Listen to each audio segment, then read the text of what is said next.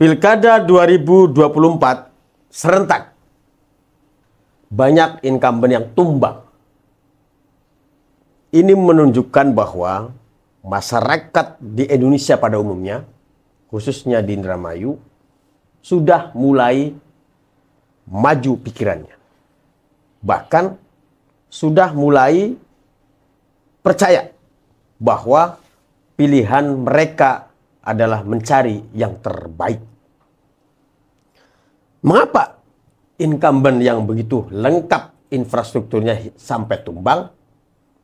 Langsung saja kita hadirkan pengamat politik kita yang tidak asing lagi dan lumayan mempunyai pemikiran yang bagus sekali di dunia politik dan sudah banyak makan garam di dunia perpolitikan khususnya di Indramayu. Langsung saja, selamat datang Mas Asep Awaludin. Selamat datang. Terima kasih sudah hadir di Alma Corner. Langsung saja, incumbent tumbang. Apa ini kira-kira penyebabnya? Iya, baik Bung Almak. Terima kasih sebelumnya. Saya sudah diundang ke podcastnya Bung Almak. Oke. Sangat luar biasa.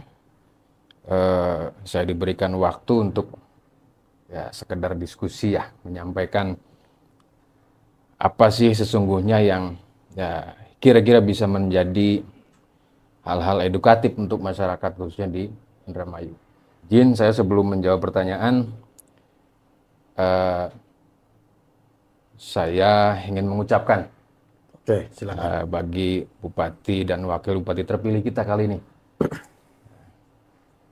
Selamat saya ucapkan kepada Bapak Luki Hakim dan Pak Haji Saifuddin atas terpilihnya sebagai Bupati dan Wakil Bupati Indramayu 2024-2029.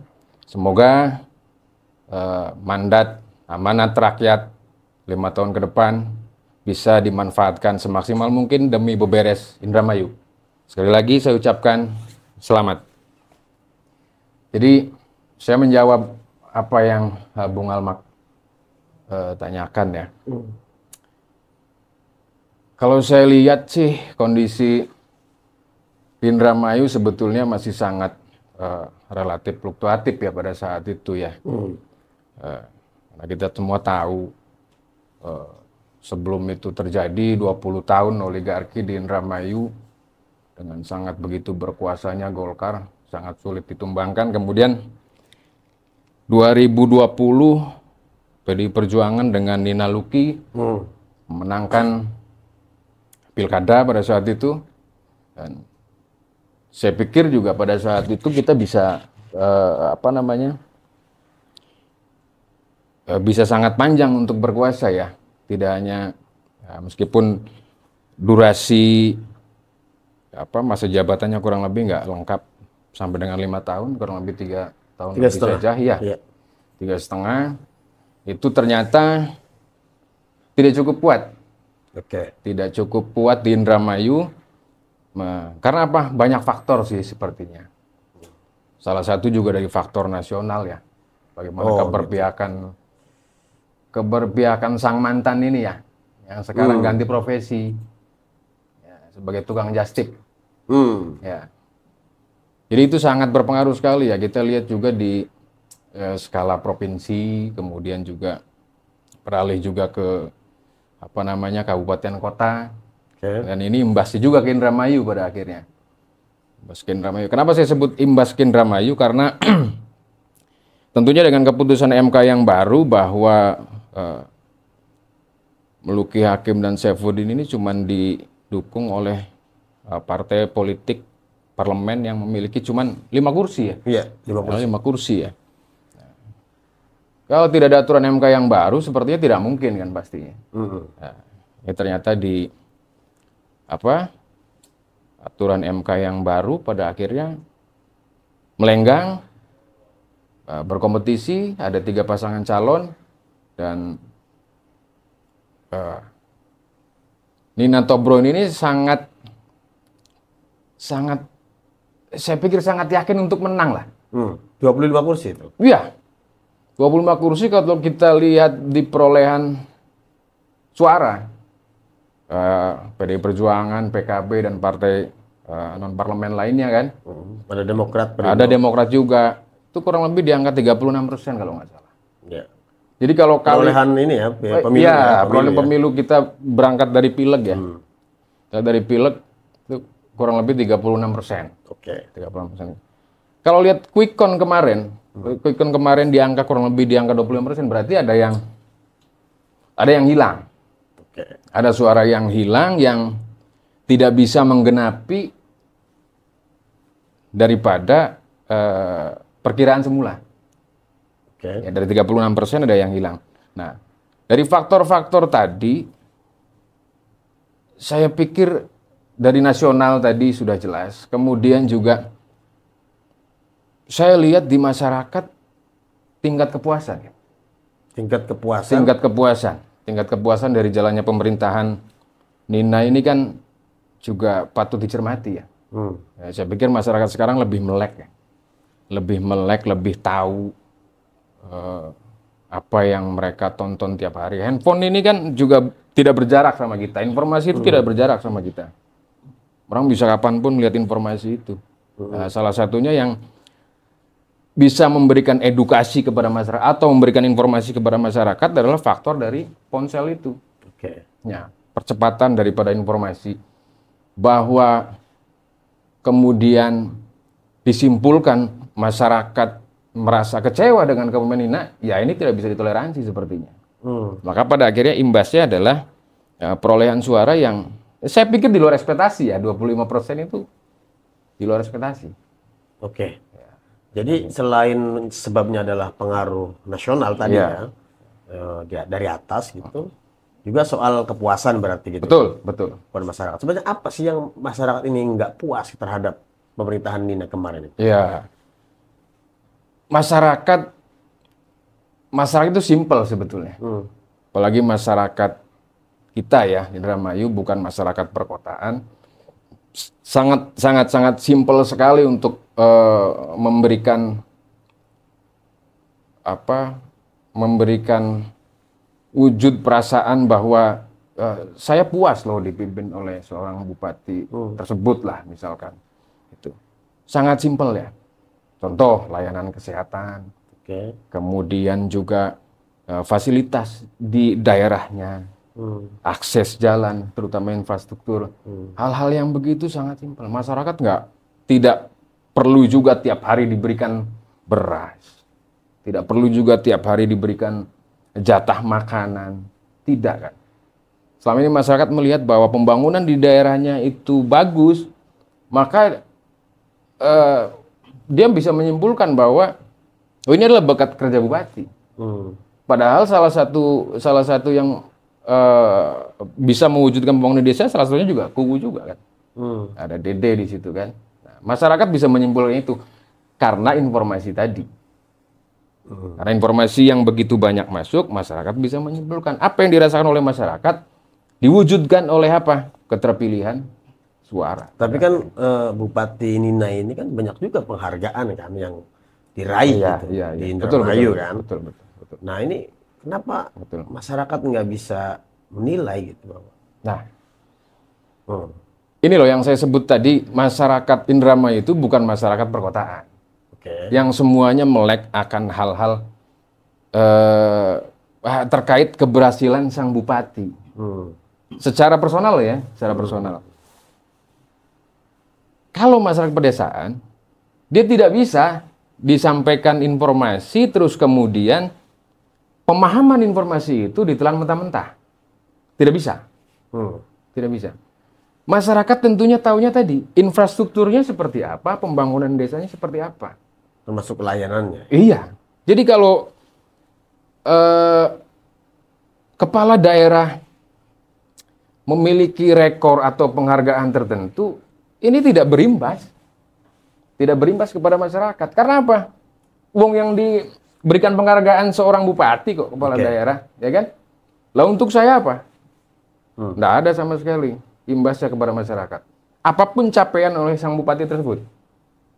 Tidak ada. Saya lihat bukan hanya Bupati di Indramayu ya, bukan hanya Ibu Nina. Seberapa banyak Ridwan Kamil dapat penghargaan. Banyak saya pikir. Ya. Tapi apa yang terjadi sekarang? Skalanya nasional. Sekarang juga Ridwan Kamil lagi tarung di DKI. Ya kan? Apa dicap oleh masyarakat DKI?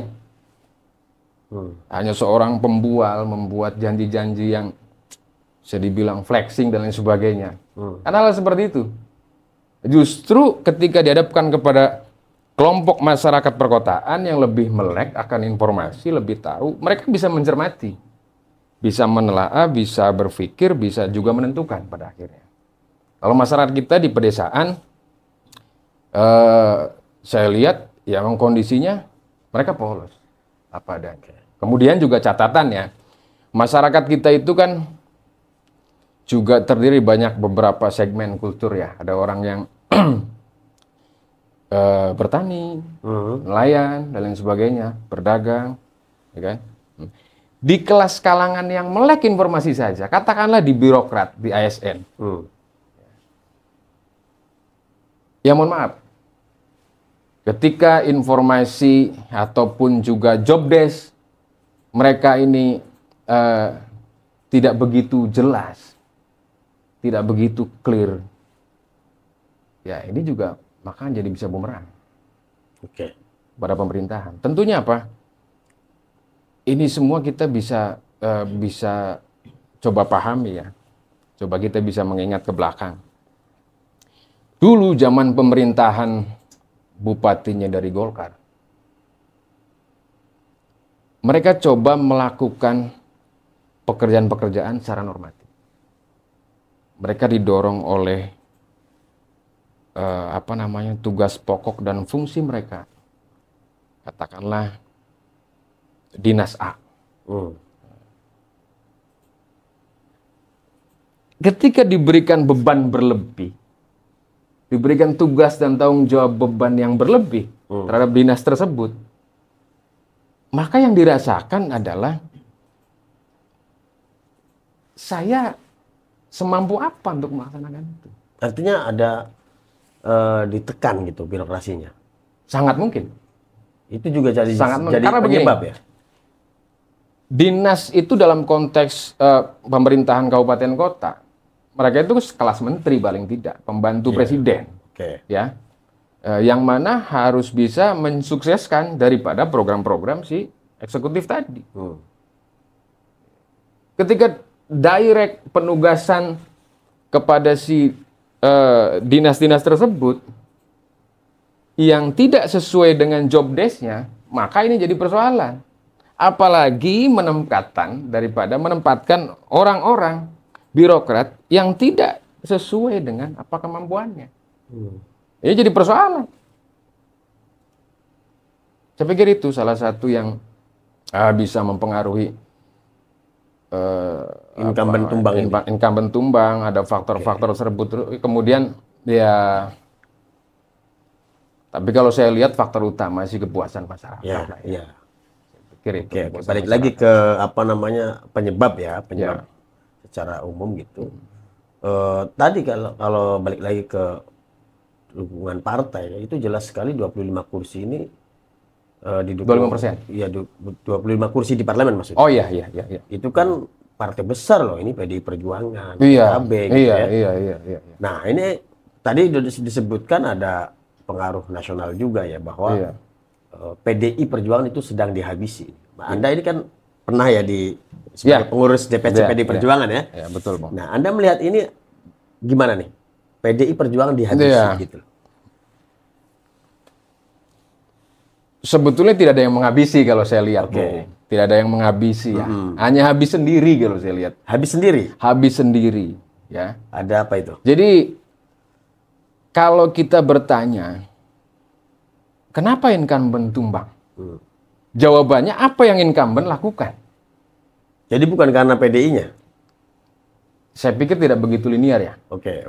Tidak begitu linear. Meskipun ada juga mungkin kan faktor-faktor dari partai pengusung. Ya. Tapi kalau saya lihat di sini, salah satu yang sangat terbebani dengan Nina Tobroni ini adalah salah satunya PKB. PKB. betapa Tobroni sangat luar biasa mengorbankan DPRD provinsi loh. Oke. Ya kan? Maka kalau saya lihat yang paling banyak berbuat di pilkada ini justru PKB. Untuk paslon Nina Luki. Nina Tobroni. Nina Tobroni. Betul. Kan koalisinya PDI dengan PKB. PKB. Yang partai besarnya gitu ya. Maka yang sangat berkorban kalau saya lihat. Oke. Itu. Beda cerita, beda case ketika 2020. Ketika 2020 semangatnya sangat luar biasa untuk jangan sampai oligarki ini terus-terusan berkuasa di Indramayu. Saya lihat itu. Kemudian ada faktor lagi kabupaten kota lain sebagai kabupaten kota penyangga di Ciayu Majakuning tidak melaksanakan pilkada. Tidak melaksanakan pilkada, maka mereka bergotong royong untuk membantu. Apapun juga yang bisa dilakukan, ya mereka support lah. Mereka support ke kita. Ini yang tidak terjadi kali ini. Tidak terjadi. Kenapa tidak terjadi? Karena yang lain juga punya hajatan yang sama. Iya. Punya persoalan yang sama. Kita lihat juga di Jawa Tengah, di endingnya, statement Andika Perkasa bahwa kekurangan logistik lah lain sebagainya. Ini persoalan. Tapi kan incumbent ini kan punya segalanya. Misalnya dari infrastruktur juga struktur mesin partai juga besar gitu ya. Belum lagi didukung tadi partai-partai kecil. Ada PSI, ada Demokrat, ada Perindo, ada P3 gitu kan. Belum lagi juga mesin lain misalnya punya taruhlah birokrasi gitu. Ya kan. Selama ini kok kenapa bisa telak sekali gitu kalah? Oh iya Bung, jadi kalau saja Bupati ini adalah orang lama di partai yang pernah sekolah ideologi partai dan juga lama terdidik di partai, maka beda cerita. Ibu Nina kan kader PDI Perjuangan kan? Kader, tapi bukan struktural.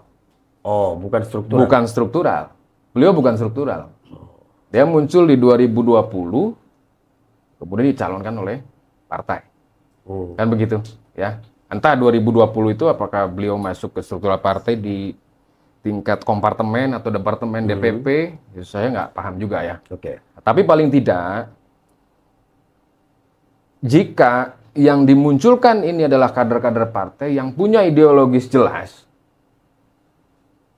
maka saya pikir untuk bisa melaksanakan tugas-tugas partai sampai pada akhirnya dipercaya dan juga merasa dia sudah melakukan hal-hal yang sampai pada akhirnya rakyat merasa puas, ini akan terjadi.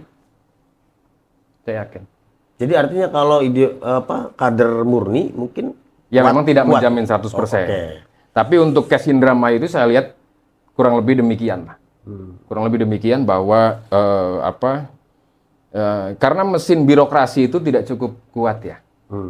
Mesin birokrasi tidak cukup kuat, tidak punya tidak punya tangan-tangan panjang. Mereka terbatas oleh aturan. Zamannya berbeda ya sama dulu ya. Oh berbeda, sangat berbeda sekali. Hari ini siapapun juga bisa mengawasi, bisa melaporkan dan ya pasti akan masuk ke wilayah pidana pada akhirnya. Ya, kita lihat juga banyak pelanggaran-pelanggaran yang belum tentu juga bisa disikapi oleh Bawaslu ini kalau saya lihat. Banyak sekali, saya nggak tahu mana aja yang sudah diproses oleh Bawaslu. Kalau itu sangat penting dan itu fatal saya pikir. Banyak pelanggaran-pelanggaran fatal yang mestinya harus segera disidangkan ataupun pada akhirnya menimbulkan sampai ada punishment dan sebagainya, bentuk pelanggarannya apa. Nah, balik lagi ke penyebab incumbent ini. Ada yang bilang bahwa incumbent ini paslon 03 ini lebih percaya pada birokrasi gitu. Oh iya.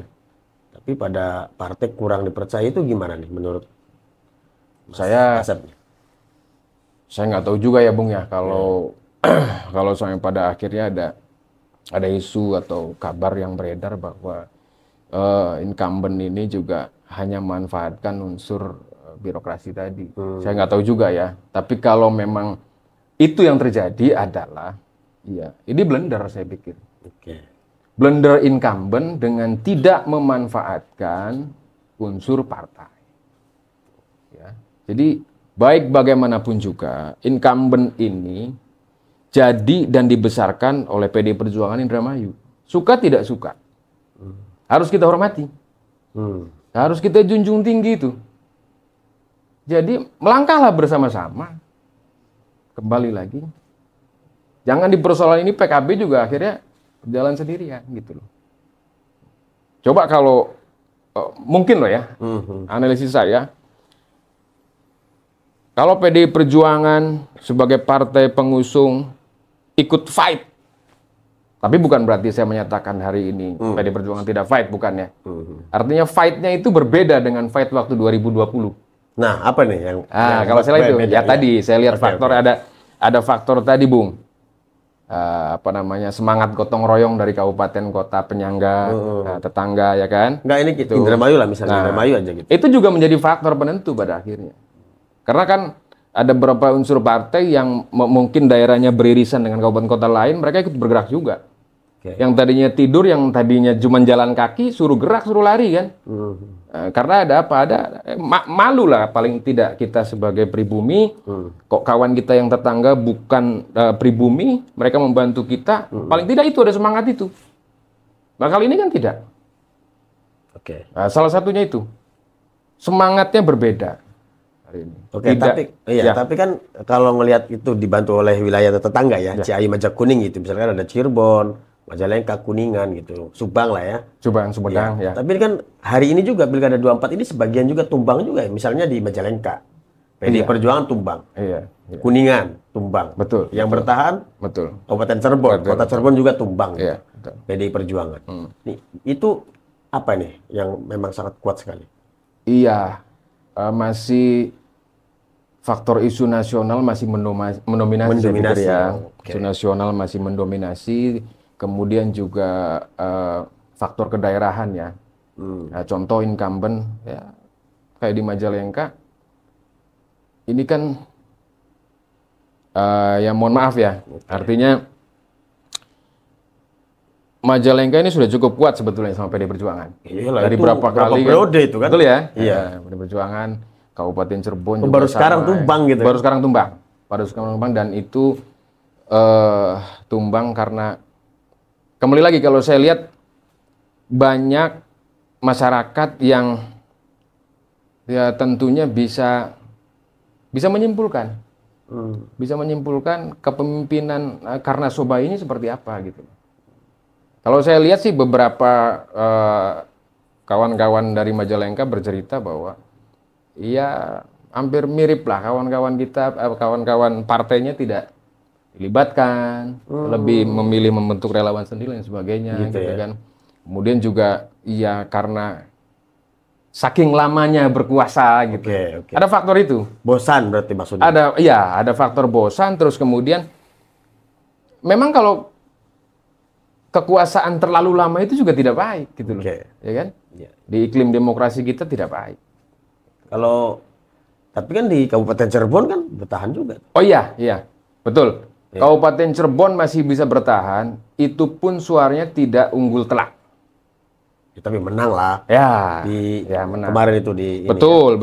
Pak Imron masih mendominasi ya. Saya pikir padahal di situ sudah dibagi dengan banyaknya calon kalau saya lihat. Bahkan wakil bupatinya juga kan geser ke partai lain dan mencalonkan diri lagi kan dengan pasangan calon lain kan. Itu masih cukup kuat karena dipecah ya kalau Kabupaten Cirebon. Betul. Kimnya juga kurang bersatu. Betul. Kalau saya lihat sih kalau untuk Kabupaten Cirebon, ini personnya ya. Oh, sosok figurnya. Jadi tidak bisa memanfaatkan, tidak bisa juga mengeksplor dirinya terkait kemampuan dirinya gitu loh. Entah sumber dayanya. Entah sumber daya manusia ataupun juga finansialnya. Kalau saja itu bisa diekspor, saya yakin. Kalau lihat di debat banyak blunder loh, Pak Imron itu banyak blunder di. Padahal begitu ya? Iya, di debat pilkada itu banyak blunder gitu. Tapi itu juga tidak bisa juga dimanfaatkan pada akhirnya oleh pasangan calon lain untuk bagaimana menanggapi itu. Padahal kalau bisa dimanfaatkan, itu bisa menjadi serangan balik yang luar biasa gitu. Tapi iya, tapi mungkin kembali lagi ke memang figur yang paling kuat ya, bukan partai politik berarti. Betul, gitu betul. Ya? Contoh kasus Indramayu. Iya. Indramayu kali ini, bagaimana seorang Luki Hakim yang hanya bermodalkan 5 kursi DPRD, sangat luar biasa mendulang suara sampai dengan kurang lebih berapa? 67 itu. 67%-an lah kurang lebih. Sangat luar biasa. Ini ya dibilang menang telak lah. Telak, menang telak. Sangat telak dan saya bukan yakin ya, bukan yakin. Indramayu ini daerah yang ya mungkin bupati terpilih kita 2024 ini, kalaupun tidak berangkat menjadi wakil bupati pada saat kemarin, ya mohon maaf, belum tentu juga hafal sama Indramayu, meskipun itu daerah kelahirannya. Ya, secara fakta beliau memang lahir di sini. Benar bener. Betul ya kan, betul di sini. Tapi Indramayu ini daerah yang mohon maaf tidak seperti kota-kota kayak di Bandung, kemudian Bogor, Depok, ya, yang sudah sangat sering bolak-balik artis juga berkontestasi di sana gitu loh ya. Indramayu ini baru, baru ada sosok artis, terus kemudian ternyata sangat betul digandrungi oleh masyarakat, masyarakat berbondong-bondong. Yang mudah-mudahan saja trennya masih tetap positif. Harapan masyarakat bisa disalurkan dengan baik, bisa dijalankan dengan baik pada akhirnya. Itu. Kalau saya lihat ya sosok ini sangat berpengaruh. Contoh kasus kali ini, ya mungkin kalau bukan Luki Hakim mungkin beda cerita. Mungkin 11-12 bisa kompetitif lah sama sekali. Ini kalau saya lihat tidak kompetitif lah. Meskipun sangat ramai pertarungannya. Jujur, saya mengamati dibanding 2020, ini pertarungan adu gagasan, kemudian ya adu isu, gitu. Adu isu dan lain sebagainya. Ini lebih santer kali ini kalau saya lihat. Kalau saya lihat santer ini. Tapi semakin ke sini, isu-isu yang coba disalurkan, itu positif saya lihat. Itu edukatif saya lihat. Ya ada sih mungkin beberapa konten yang tidak edukatif juga ada. Ya kan ada juga ya saling mengejek. Ada juga. Tapi bahkan diserang tuh di akhir-akhir lu gitu kan? Iya, di akhir-akhir diserang. Cuma yang menjadi apa ya? Menjadi saya pikir bola panas ini ditangkap dengan baik gitu di pihak lawan. Tapi di masyarakat tidak berpengaruh ya? Nah, itu dia. Itu dia. Di masyarakat tidak banyak berpengaruh. Dari contoh kasus. Dari postingan yang dikeluarkan misalkan oleh kubu 01. Ini yang komentar 02 semua. Iya. Dari postingan yang dikeluarkan oleh 03, isi komentarnya itu 02 semua. Dan itu membela Luki. Membela Luki. Ini, nah ada faktor apa ini? Ya, inilah yang saya sebut tadi. Masyarakat sudah kandung-gandrung. Iya, mereka memiliki rasa penasaran. Dramanya dipimpin oleh seorang artis. Saya tidak mengatakan ya bahwa kepemimpinan Nina ini buruk, tidak. Tidak. Tapi paling tidak, ketika ada yang lebih baik dari yang sebelumnya, maka harapan itu akan ada. Lebih baik? Tapi kan belum pernah jadi bupati. Memang belum.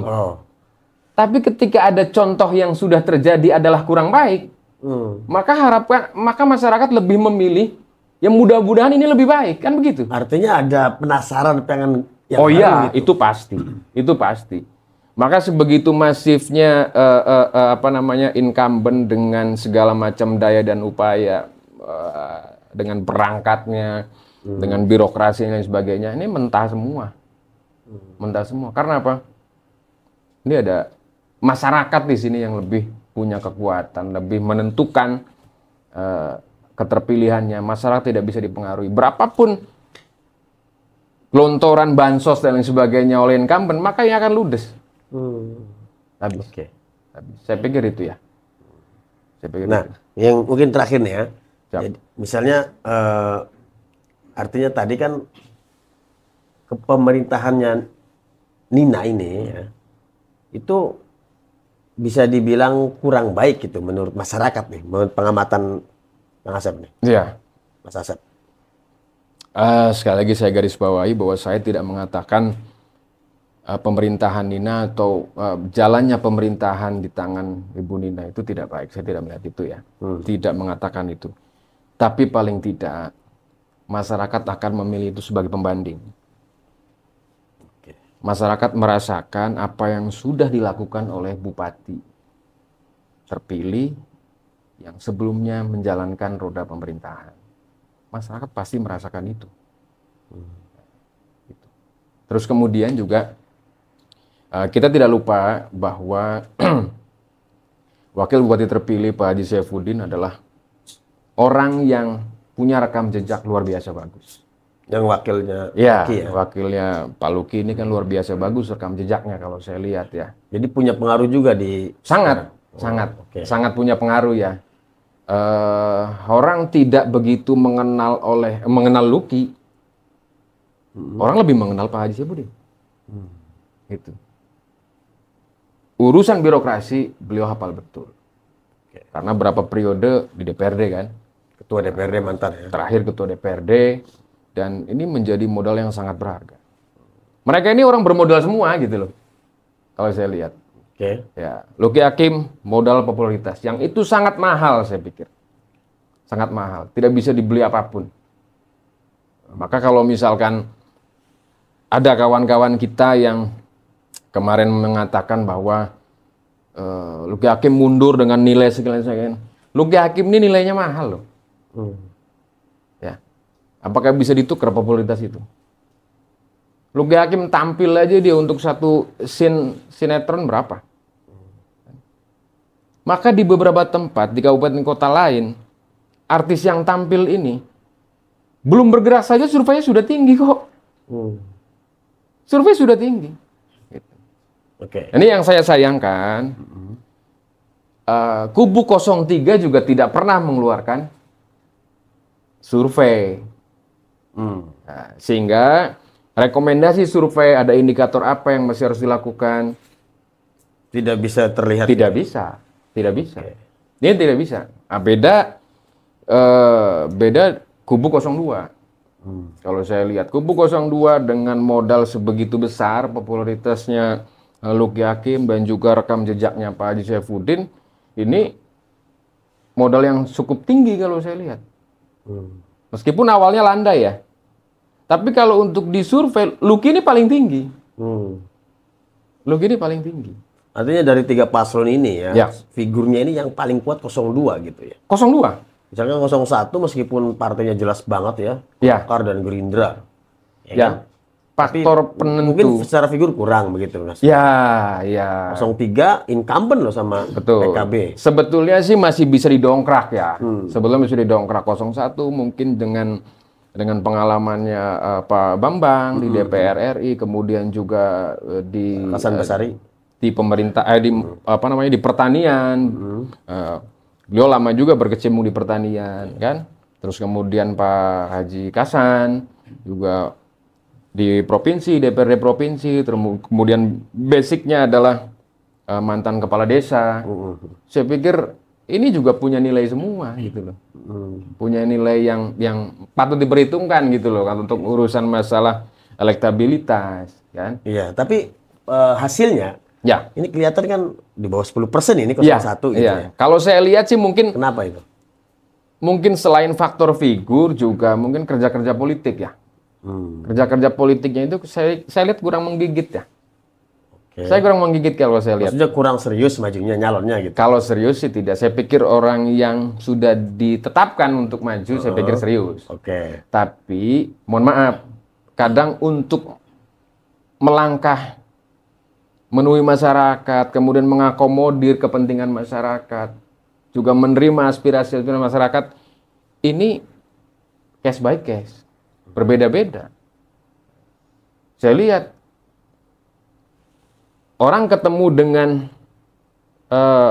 Pak Bambang, ketemu dengan Pak Luki, ketemu dengan Bu Nina.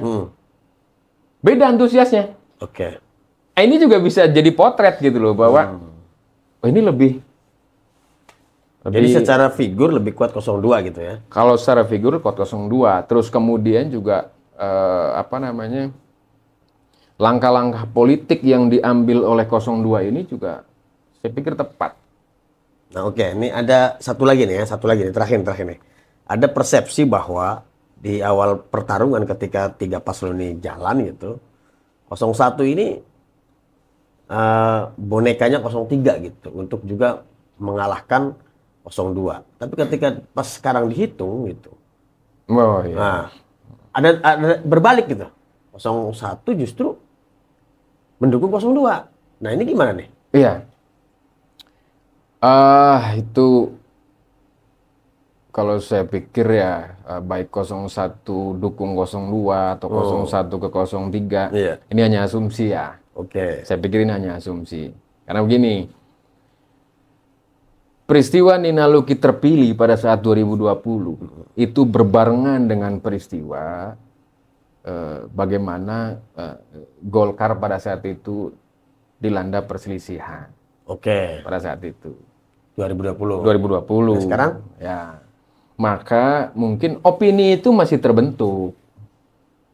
Opini itu masih terbentuk. Dipaksakan untuk pilkada 2024 ini. Ya. Ya kan? Nah, mungkin pikirnya ada juga pola-pola seperti itu. Dengan wakilnya Mas Luki itu ya? Iya, mungkin ada pola-pola seperti itu gitu kan. Nah, kalau saya lihat dengan posisi perolehan seperti ini tidak lah. Tidak juga perolehan seperti ini kan. Karena apa? Kalaupun toh iya 01 mencoba menggiring masyarakatnya, blunder dong. Blunder dong. 01 itu partai besar semua. Golkar sama Gerindra. Ya itu yang buat aneh. Itu blunder loh kalau saya pikir. Ya kalau ada yang berani bermain-main begitu di tingkatan siapapun, entah tim ses, entah unsur partai di situ, ya kan? Saya pikir blunder. Sangat blunder sekali. Golkar itu sangat seksi kalau di Indramayu. Pemenang loh di parlemen. Pemenang parlemen. Sekarang di bawah 10%, jauh sekali. Betul. Terus kemudian, ya mohon maaf, berapa periode yang lalu itu kursinya sampai luar biasa kan, 20 mencapai 22 apa 24? 22 ya. 22, dan itu satu nasional, senasional nih nggak ada yang menyamai itu. Maka sangat disorot juga oleh nasional. Maka kalau Golkar melakukan itu atau Gerindra bahkan melakukan itu, nah ini harga diri partai di mana gitu, kan? Ya mungkin saja faktanya. Cuman kan nggak bisa di tracking yang seperti itu ya, nggak bisa juga di tracking. Terus kemudian ini murni kalau saya lihat, murni kehendak masyarakat, murni kehendak rakyat, demi bisa merubah kondisi daerahnya, dan juga demi harapan hidup lebih layak untuk kedepannya. Kalau saya lihat itu, lebih kepada itu. Meskipun ada faktor-faktor tertentu ya, artinya ada faktor incumbent kalah karena faktor urusan nasional ataupun tidak kondusifnya kondisi partai-partai pengusung dan sebagainya. Tapi salah satu hal yang sangat mempengaruhi itu adalah kehendak masyarakat. Baik itu. Dan kehendak masyarakat itu betul-betul tersampaikan kepada lokomotif yang tepat. Dia mau lari kemana, mau jalan kemana. Nah, mungkin beda soal. Kalau 02 ini bukan Pak Luki. Mungkin beda cerita. Masyarakat nggak mau juga numpang kendaraan bobrok. Masyarakat nggak mau juga numpang bis yang mohon maaf ya, barangkali mesinnya nggak sehat, terus kemudian juga bannya nggak bagus kan, salah satu itu. Jadi ya. Baik, itu kan sudah lah ya, itu sebab-sebabnya sudah banyak sekali ya. Jadi kenapa incumbent tumbang kan? Tadi dicontohkan juga di daerah lain ya, ada nasional, ada juga figur dan lain sebagainya. Nah, mungkin apa yang mau disampaikan nih Mas Asep ke masyarakat tentang harapan ke depan lah tentang hasil Pilkada Indramayu sekarang ini.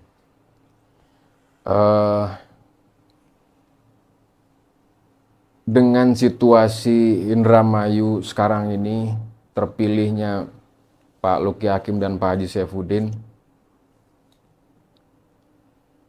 apa yang terjadi hari ini adalah betul-betul keinginan masyarakat ingin merubah nasibnya, ingin merubah daerahnya.